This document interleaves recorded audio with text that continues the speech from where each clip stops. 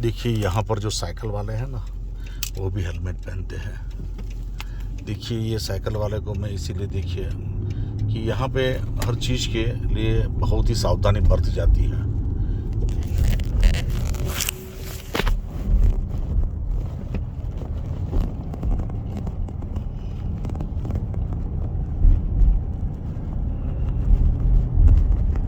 मैं इंडिया के लोगों को यही कहना चाहता हूँ कि कुछ बातें ऐसी होती हैं जिसमें हमें बिना पैसे भी हम सुधर सकते हैं।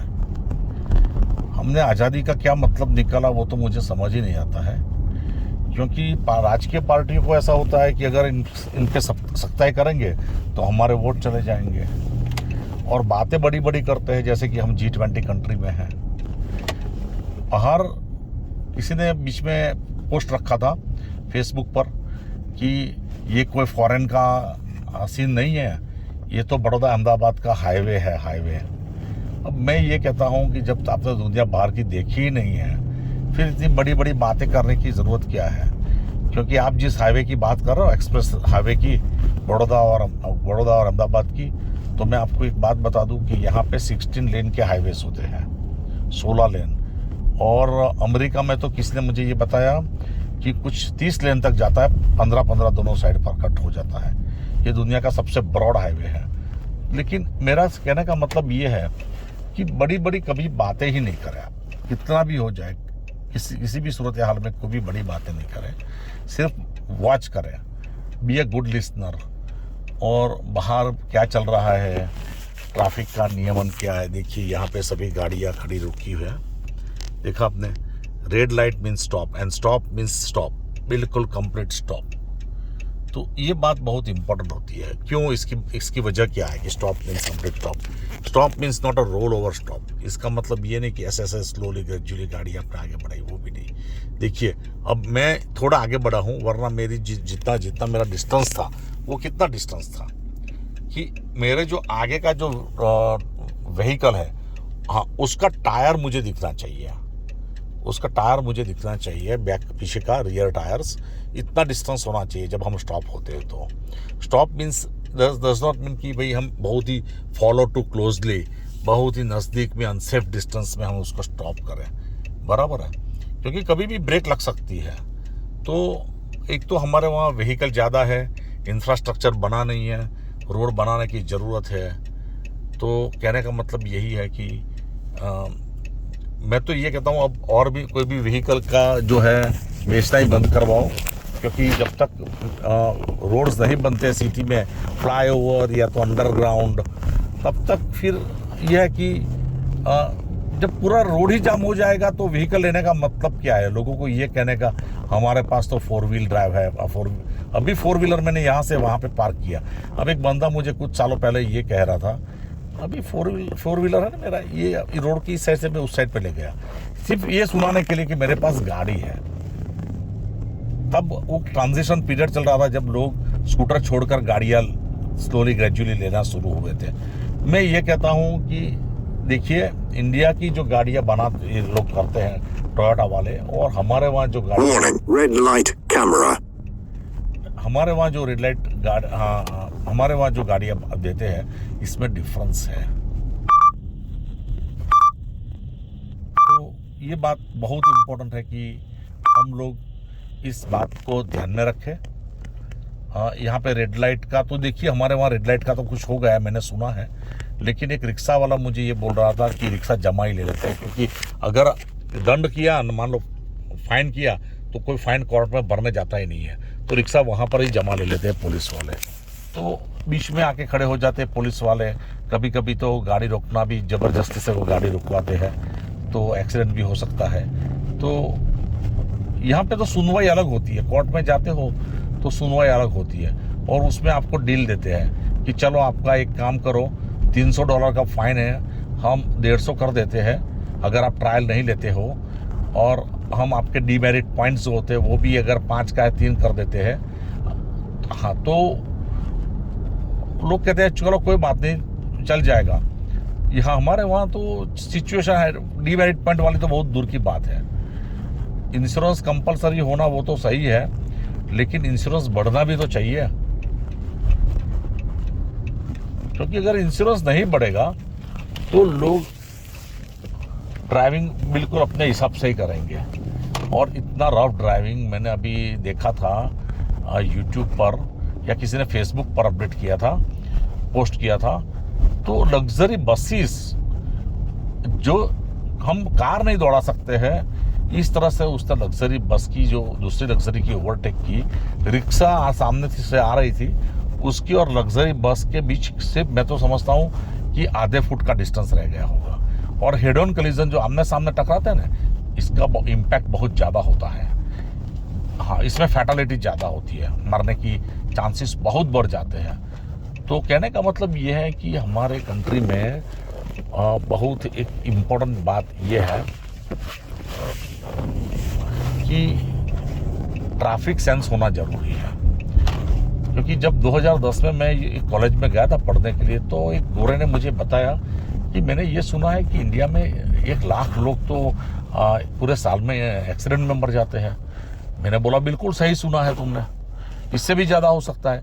अब ये तो 2010 की बात है, अब तो पता नहीं है क्या बात है, लेकिन हमारे वहाँ ये बात को बहुत ही ध्यान में रखना पड़ेगा।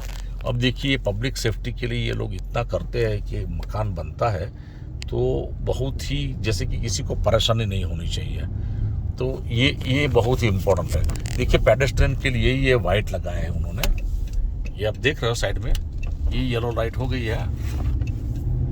तो अगर मैं रेड में चला जाता हूँ तो मेरी टिकट फट जाएगी। रेड में मैं जा सकता हूँ, राइट टर्न ले सकता हूँ, लेकिन पहले मुझे स्टॉप होना पड़ेगा। हाँ, 3 सेकंड के लिए, 1 2 3। इसके बाद सेफ है, तभी मैं रेड लाइट पे राइट टर्न ले सकता हूँ। रेड पर मैं लेफ्ट तो ले ही नहीं सकता हूँ, स्ट्रेट नहीं जा सकता हूँ, उसमें तो मेरी टिकट फटेगी रेड लाइट में। वो तो हमारे वहाँ भी अभी मैंने सुना है चालू हो गया है। और मैं इंडिया के खिलाफ बिल्कुल नहीं हूँ, लेकिन हम अपने को कितना सुधार सकते हैं, इम्प्रूवमेंट ला सकते हैं, बस उसी पर हूँ। देखिए, यहाँ पे रोड के बाजू में देखिए, हाँ, ग्रास है, पर कर्ब बोलते हैं लोग। तो ये बहुत इम्पोर्टेंट है कि थोड़ा ब्रॉड, देखिए पार्किंग का एरिया देखिए आप, कि कितना पार्किंग का एरिया रखते हैं। देखिए, हमारे इंडिया की है सब जगह पर यहाँ पे रेस्टोरेंट है, तो ये बात बहुत इम्पोर्टेंट है।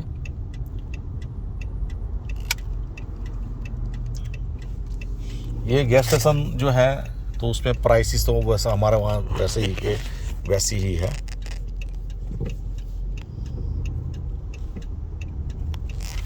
तो बस हम अब लेफ्ट टर्न ले रहे हैं। सामने वाला साइकिल पे आ रहा है, सामने वाला साइकिल पे आ रहा है। यहाँ पे रूल के हिसाब से अगर हम नहीं ड्राइविंग करते हैं तो एक बात पक्की है कि ज़बरदस्त एक्सीडेंट होगा, क्योंकि जो आगे पीछे से, साइड में या सामने से कोई भी आ रहा है, वो तो अपने हिसाब से ही चलेगा, रूल के हिसाब से। अगर रूल हमने ब्रेक किया तो वो ज़्यादा नहीं सोचेगा, हाँ, तो उसमें एक्सीडेंट के चांसेस पूरे हैं। अब ये जो मकान बेचने की जो बात है, यहाँ पर देखिए आपने बोर्ड लग जाता है फॉर सेल। तो यहाँ पे रियल एस्टेट एजेंट जो होते हैं, वो 2 टाइप के एजेंट होते हैं। एक तो बाय कराने में हेल्प करते हैं, तो वो लोग कस्टमर को लेके आते हैं और पूरा घर को घुमाते हैं, या तो खाली होता है या नया होता है या तो इस्तेमाल में है, तो ओनर भी घर में ही होते हैं। और दूसरा जो होता है वो सेल वाले होते हैं, जो बोर्ड लगा देते हैं, तो जिसको सेल करना है उस सेलर को हेल्प करते हैं। लेकिन बहुत ही लीगलाइज प्रोसेस है, यहाँ पे चीटिंग का कोई चांस नहीं होता है कि पैसे चले गए ये वो। यहाँ पे अगर रियल एस्टेट एजेंट बनना है, तो मैंने भी एग्ज़ाम दी थी, तो 75 मार्क्स लाने होते हैं और 18 महीने में कुछ सब्जेक्ट ख़त्म करने होते हैं, और भारी भरकम एग्ज़ाम होती है, काफ़ी पढ़ाई करनी पड़ती है। ऐसा नहीं है कि भाई चलो जो भी आया सेल करने निकला। इसकी पढ़ाई भी मैंने देखी थी कि बंदा आता तो इंजीनियर ही बन जाए, काफ़ी इसकी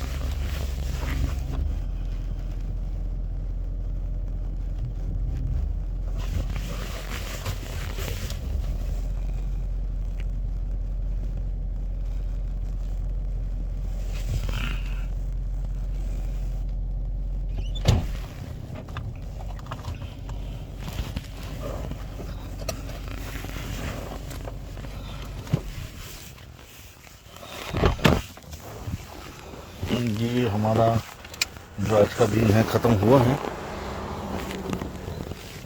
बस गाड़ी को पार्क कर दिया मैंने कर्ब के साथ साथ। मैं अपनी गाड़ी बाहर रखता हूँ और इसकी वजह यही है कि